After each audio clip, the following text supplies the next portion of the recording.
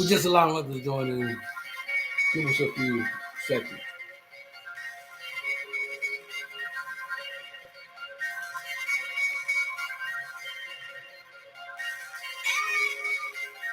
Greetings, greetings, greetings, my brothers and sisters, as well as me again, coming to you with the fresh word.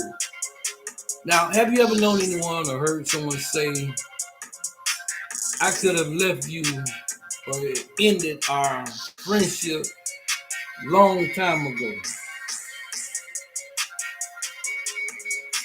What you really mean is that the other person should appreciate your high tolerance level of mediocre love, respect, and adoration. Now, let me go and cut across the field early right now. Hear me when I say this. Stop trying to fix others to get a form of adoration you believe will fix you. Truth is, you are broken and looking for others instead of God, your creator. What often happens is you tolerate things you should not and become a version of yourself the other person dislikes, which causes someone to say the title of today's message, I can't stand you. Yeah, I can't stand you. I can't stand you.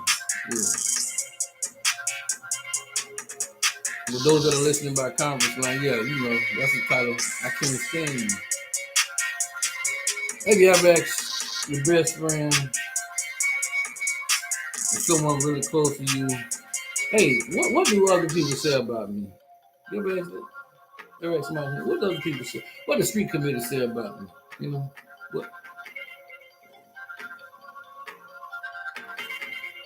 what's the word on the curve? Now, who do they say that I am? The most essential question Jesus ever asked, and for us to answer, and not just any answer will do. In the end, every person must deal with Jesus Christ. No one can escape him. You can't avoid the question. You know, you can avoid it or try to delay it.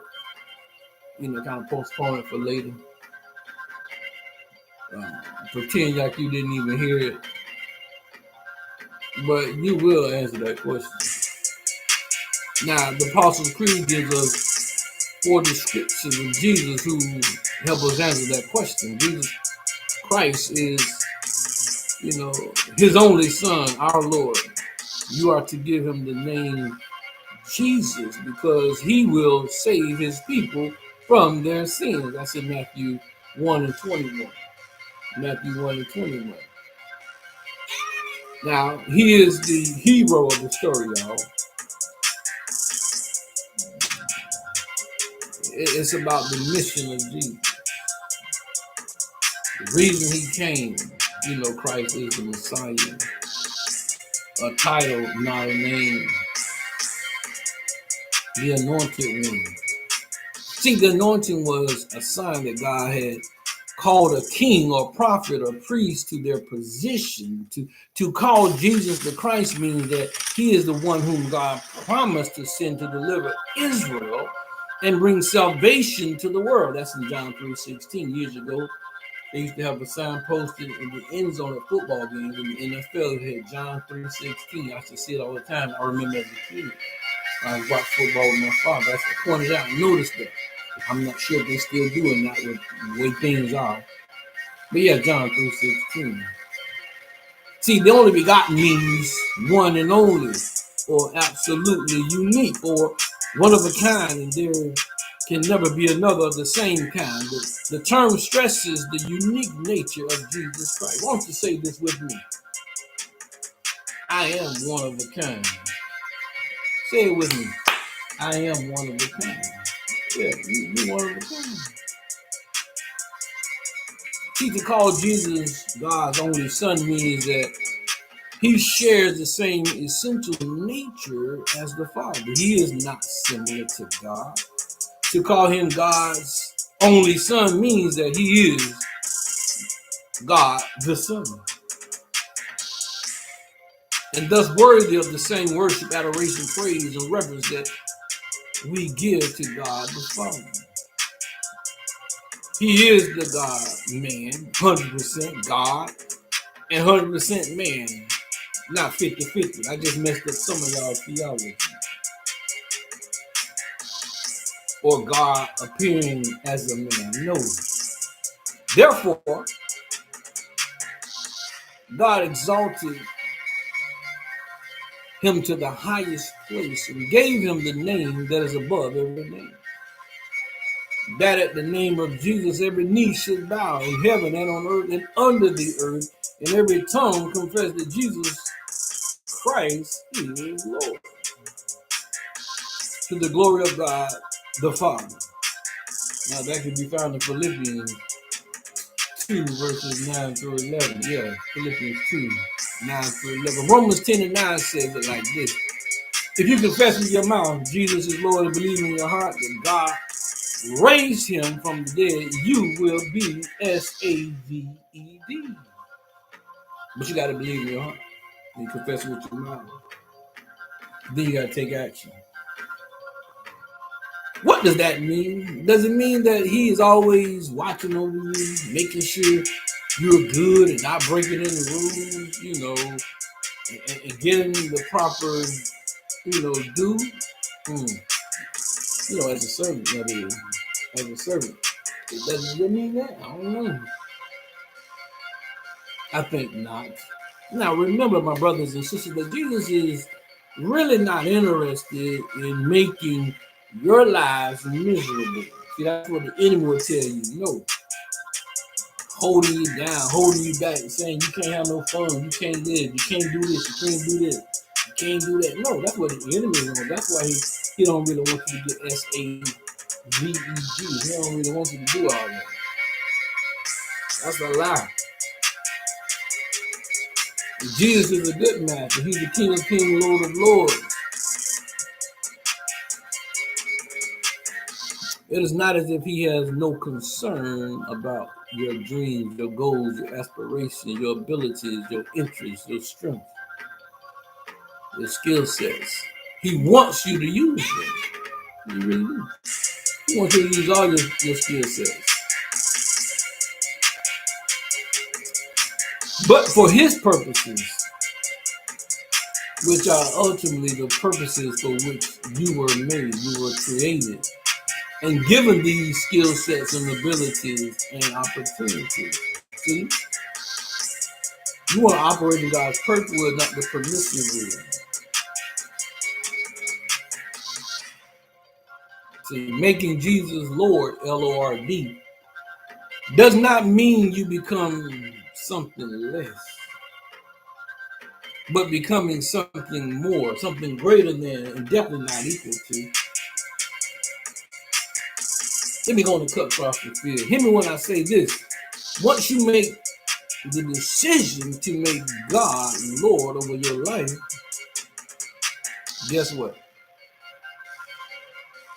The enemy will say, or even give you a crazy look, or look at you sideways, or like they say, size you up, and say, I can't stand you. I can't stand you. I can't stand you.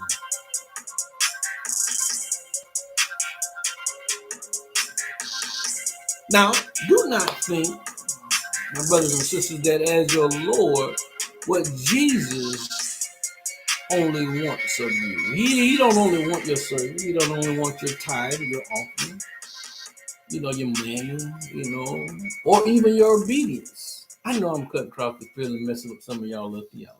Yeah. What God really wants is you, 100%. He wants all of you, 100%. He wants you. Do you not know whatever controls you is your Lord? See, the person who seeks power is controlled by power. You know somebody always trying to handle and control somebody, people, places, things, always trying to control somebody.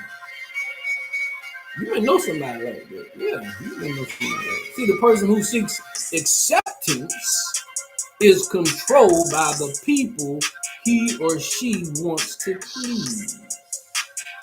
I don't know who said this, but years ago there was someone who said the fastest way to failure is trying to please everybody. Fastest way to failure is trying to please everybody. Now, let me ask this question, my brothers and sisters, for you. Have you ever felt misunderstood by someone? Have you ever felt misunderstood? Ever felt misunderstood? Now, if you have your Bibles and electronic devices, you can turn to Isaiah 40:28, which talks about God's understanding. It simply means no one can really understand. It's hard to comprehend the totality of who God really is, because He's God all by Himself. That means God can do things that may not agree with you. You may not agree with things that God does and why He does those certain things. Or you don't like what God is doing in your life or in the life of somebody else. How about that? He can allow things to happen that we probably would never understand. See, He can accept people that we may never accept. Think about that.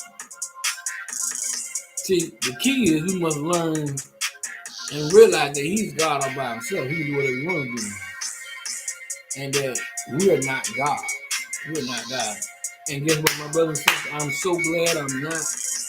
God is not like me, and He's definitely not like you. I'm so glad, boy, because truth be told, you probably wouldn't have given yourself a chance based on what you did in your past. Or anybody else a chance based on what they did in their past. Like, nope, you messed up, that's it. Go to hell. Now, my brothers and sisters, do you not know there are those who will say they can't stand you because you love God, because you read the Word of God?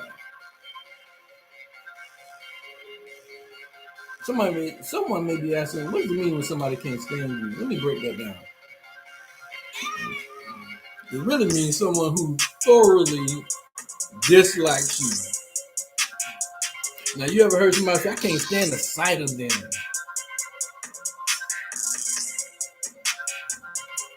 Or being able to put up with something or someone. That's what that means. They say, I can't stand you. I can't put up with you no more. I can't put up with you, tolerate you, being around you, listen to you. Sometimes it's not because of who you are, it's because of who you belong to. Why people can't stand you. They now know you're a child of God. Now they can't stand you. All the while, when y'all used to hang out together and do whatever y'all used to do, they were cool with you. But now you on the Lord's side, you're doing something different. Now they can't stand you. You started to elevate. You're always hearing that you're doing something great. You get recognition for this, and this, and you drive a nice car, you live in a nice home, town home, or whatever it could be. Now they can't stand you. Because you left them where you left them. See, you're a child of God. Not everybody gonna like you because you are a child of God. And the enemy doesn't like it, point blank, period. That's why the enemy can't stand you now. And the people that are being used by the enemy, they can't stand you either. They may tolerate you, but they don't, somebody may know it like this. They don't like you like that.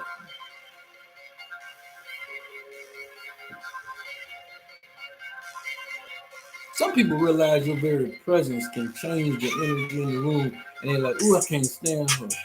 Ooh, I can't stand him. He come walking in here late, and everybody turn to look, and everybody want to stand up and recognize him or recognize her. I can't stand her. I can't stand him. Why? Because the energy and the spirit of God that you carry aggravates the demons in people. Yeah. Yeah. Some people say they can't stand you or may not verbalize that because they know people still like you. Even after somebody else tried to discredit you and slander your name. and you rose up, walk right through that haterade and all that foolishness, and people still like you.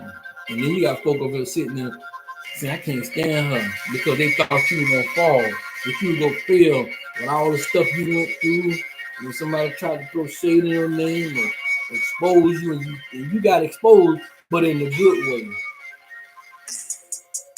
Other people saw the light. Other people saw the goodness in you, yet they can't stand you because they thought folk would go feel the same way they feel about you. Come on now. You gotta watch who you keep in your circle. My circle of friends. Sometimes folks say, oh, I can't stand you because they can't really stand the favor of God on your life. They can't stand the favor of God on your life.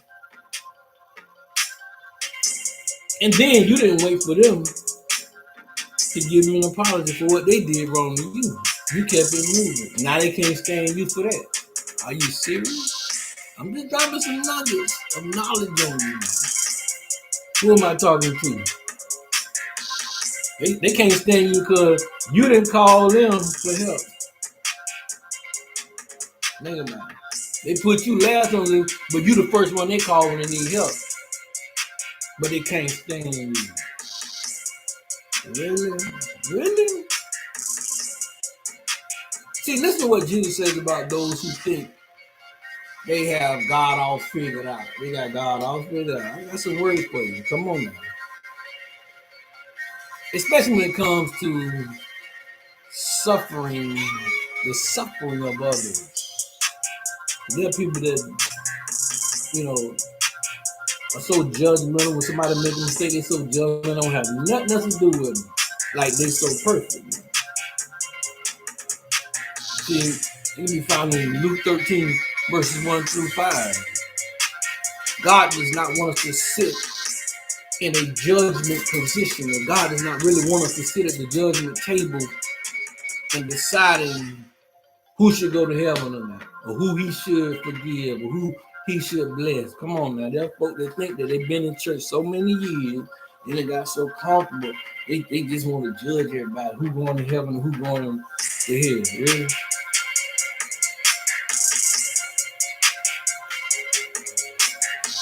See,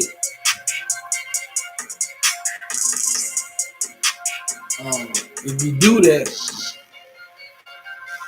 you may find God teaching us a different lesson as he did when Job, y'all know Job, it looks like Job in the Bible, with his friends. His friends turned their back on him when he got sick. They thought he was sick unto death. Even if, think about this, even if they thought he was sick unto death, why would you turn your back on your best friend? This man on his deathbed, he was really on his sick bed, but God was testing him to see, let him to see who his real friends were. And realized they couldn't stand Job.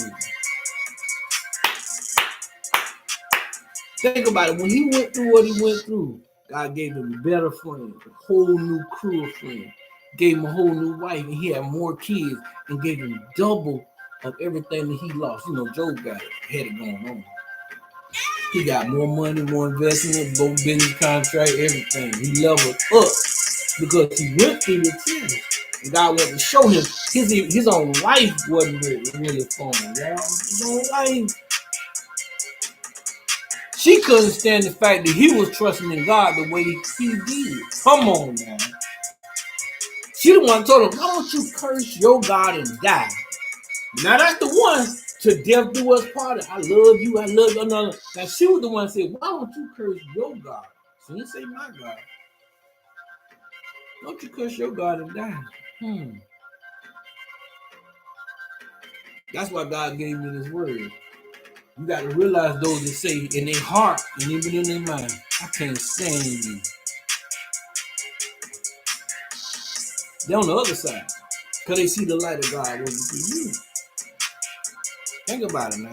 Now, we really need to, my brothers and sisters, examine ourselves and not each other. You know, always trying to judge somebody. Let me see what they got on. Let me see. Where she get them shoes from? What kind of car he drive? What kind of car she drive? Where he live at? Come on, man. What's their job title? All that kind of stuff.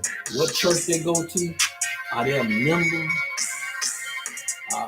You know, are they really a part of the church organization? Or they just go there sometimes? What's their zip code? You know how folks do. You know how folks do. What year that car they drive? You know, come on, man. Really? See, what about the calling of Matthew, which you can find in Luke 5:27-31? What about the sinful woman who anointed Jesus' feet with the perfume? Many folk were hating on her. I can't stand her. Who she thinks she is? Putting all that expensive perfume on his feet. She just trying to kiss up to him. Really? That can be found in Luke 7:36-50. What about the sinners who gathered around Jesus to hear him teach? That can be found in Luke 15:1-2. There are people that are looking like, how he gonna be the Messiah? And he hang around the dope boys. He hang around all them sinners. He can't be the Messiah. Think about it. There's no doubt people are saying the same thing about you. I can't stand her. She always trying to help somebody. I can't stand him. He always trying to uplift somebody and try to give somebody a word of encouragement. Who he think he is? Come on, man. What about the saving of Zacchaeus, which was the chief of the tax collectors? There are people that hating on him like, how God gonna save him, man? He taxing people. He overtaxing people. That can be found in Luke 19:1-19. If you want to continue to read it, if you want to. Now, what about the woman who was caught in adultery? John 8:1-11. What about her? They were so shocked that they tried to tell on her. Come on, man. They tried to tell on her. Oh, we caught you now. We'll bring him to Jesus. Now he gonna judge you. What did he do? He wrote on the ground. Thou without sin cast the first stone. Ain't nobody saying that. Everybody walked away. No doubt they walked away saying that Jesus in their heart and their mind, man, I can't stand you. You know she wrong, but then you telling on, you covering her, talking about what we did and what sin we exposed. You better be glad God didn't expose your sin around here trying to judge somebody talking about, I can't stand you. Now, in each of those situations, my brothers and sisters, we find religious leaders who were determined that these people really were entirely too sinful to even be forgiven. Who in your life thinking you ain't worthy of what you have? Who in your life thinking, I can't believe they got that car. I can't believe they living in that house.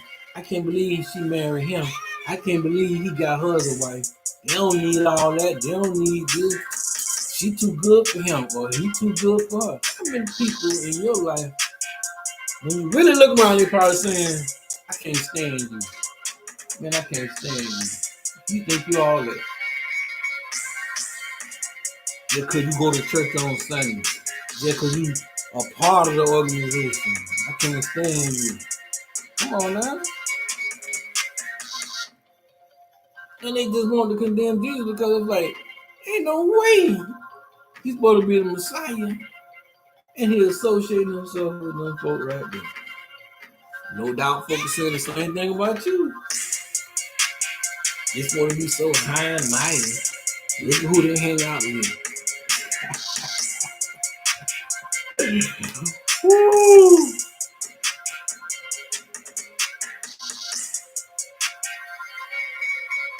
Now, see, back in the day, they just knew that God, anyone who claimed to be of God, will have nothing to do with people of that stature. Like, why is he talking to the lame man? Why is he talking to that person at the bus stop? Why is he talking to the person under the bridge? Why are you hanging out in bars? Why are you hanging out with, the street people? Because that's where the mindset was at the time. They really wasn't really understanding the mind of God. That's why I say you really can't understand God. You can understand the things of God once you get in the right relationship with Him. And you won't be thinking about that. Because see, God can use whoever He chooses and who is willing to be used by God. Just like they can be used of the enemy. Those two opposing forces, spiritual forces. God said, I can use who's willing. He said, I'm going to knock and you got to let me in to your heart. He's not going to break in and, come into your life like that. No, he said, I'm going to knock and you got to open the door and let me in. The same way with the enemy. You open yourself up to those evil spirits and portals through the ear gate, the eye gate, the mouth gate. Guess what? Who go come in there? The evil one.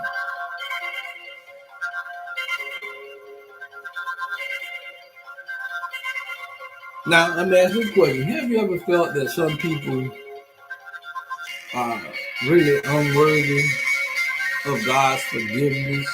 Now, you ain't got to raise your hand. You got to be honest with yourself. Have you ever felt that some people just wasn't even worthy of God's forgiveness? That's just, they messed up too much. I know God ain't going to forgive him. He messed up. Because some of you may have felt that you couldn't forgive somebody for what they did. You're like, man, I ain't, bruh. I can't forgive them what they did, what they said, or what they didn't do. Again, in other words, has anyone ever told you, or you heard somebody say, I can't stand you. I can't stand you. I can't stand you.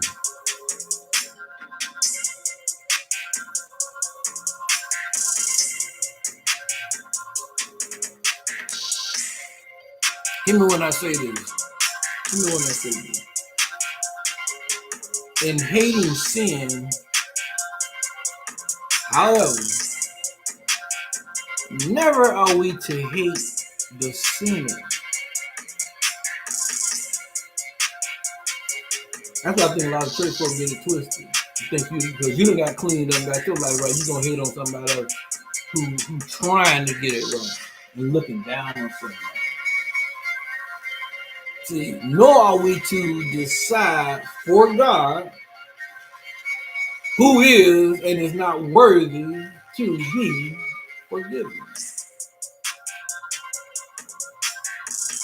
See, that is God's decision. Our responsibility as believers, my brothers and sisters, is to really teach these principles to others. That's the discipleship. Not judge folk. Not judge folk. See, that's none of our business. That's none of my business. That's God's business. That's God's business. There's a lot of things you can look in social media right now and say, ooh, they going through it. They may be in a terrible situation, but we shouldn't judge. Who are we to judge? The scripture clearly declares we all have sinned and come short and fall short of the glory of God. But God. See, that's a but God moment right there. When he didn't give you what you really deserve. You know you messed up. And he didn't give you what you deserve. He gave you grace. Aren't you glad about it? I say this all the time. We're not going to make it into heaven based on our own goodness. But by God's goodness, his grace and his mercy.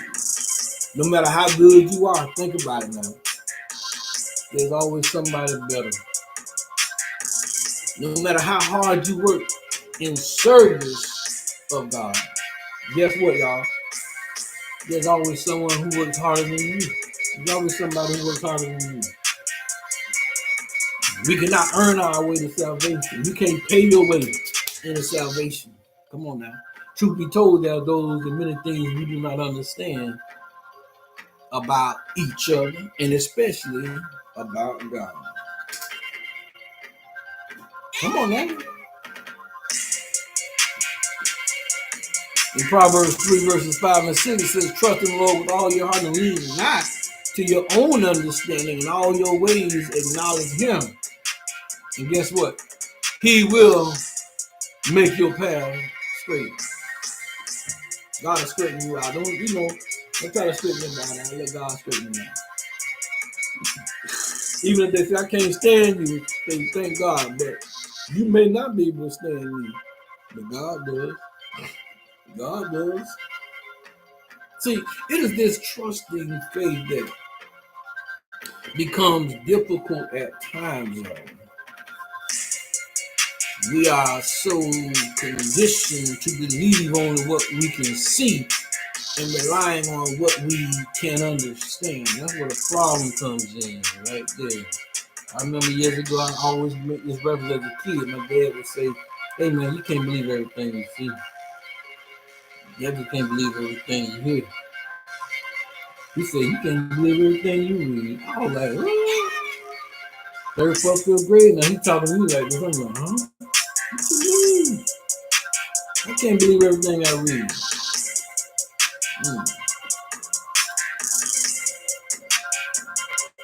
Let me ask this question, my brothers and sisters. Answer this. Why is it that there are those who can't stand you always watching you and following you on social media? They can't stand you now, but they always on social media following you. They know more about you than most people, but they say they can't stand you. Do you not know that your spirit upsets the demons in others? Your spirit upsets the demons in others. Like, folks, why she always happy? What's she smiling for? Why he always smiling? Why he always happy? Anybody got time where he always happy? Ain't nobody like that good. Ain't nobody happy all the time. Come on, man. Ain't nobody happy all the time. He can't be that happy. She can't be that happy, girl. She always talking about her man. He can't be all that. He ain't nothing but a man. He can't be. He always talking about his wife. She ain't all that. Come on, man. They always talking about their church. They ain't on the church. I always bragging about their kids. They ain't only one got good kids and doing well in society. Come on now. Think about it. But see, your spirit just irritates the demons in other folks. Yeah. Mm-hmm. Think about it. Sometimes, people, you can find this, and I'm gonna give you some clues as to how you can identify some of these demons in folk, and the folk who say in their heart and in their mind they can't stand you. Sometimes they're overly polite to you. Sometimes they're overly polite to you. In other words, they find a way to maintain a safe distance without causing conflict or showing their true feelings.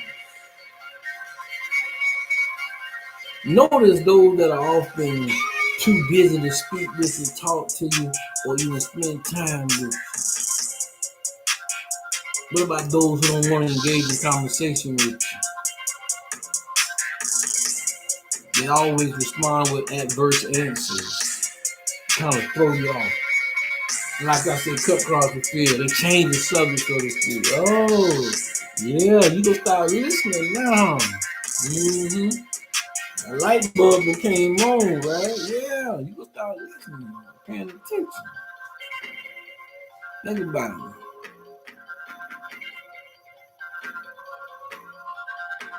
They change the subject because they don't want to give you too much on that topic.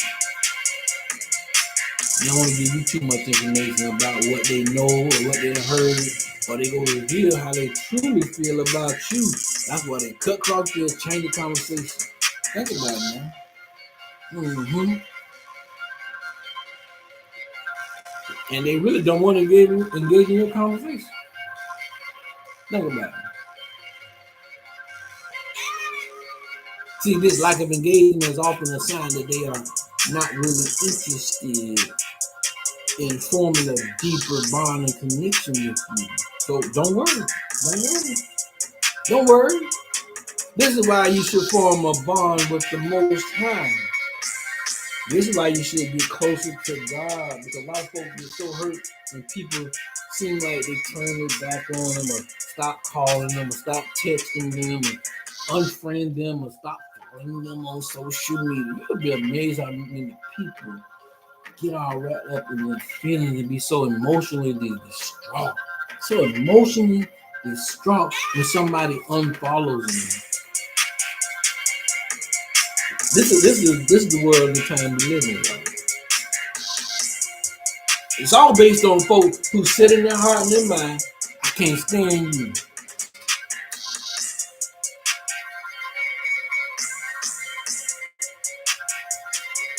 See, this is why you need to form that bond with God, the Most High, who's always standing in the gap, petitioning to the Father on your behalf. So, my brothers and sisters, right now, I pray that you will get that good news you're looking for. In the next few days, you will get the good news you're waiting for, that you're hoping for, that you're praying for. I pray that you will get the breakthrough that you're looking for in every area of your life. I pray that you have an increase in your finances. Yes. I pray for all of you right now that your finances will increase in 2025. I pray right now you get the contract you're looking for, those business deals. I pray that you get divine connections that are coming your way. I pray for you right now that your destiny helpers will find you. I pray for healing in your body, your mind, and your spirit. And deliverance will be your portion. In every aspect of your life, you'll be delivered from those things that got you all bound and holding you back, so that you can be successful and fulfill the promises of God in your life. So do not worry, my brothers and sisters, when they say, I can't stand you. God does. Be blessed.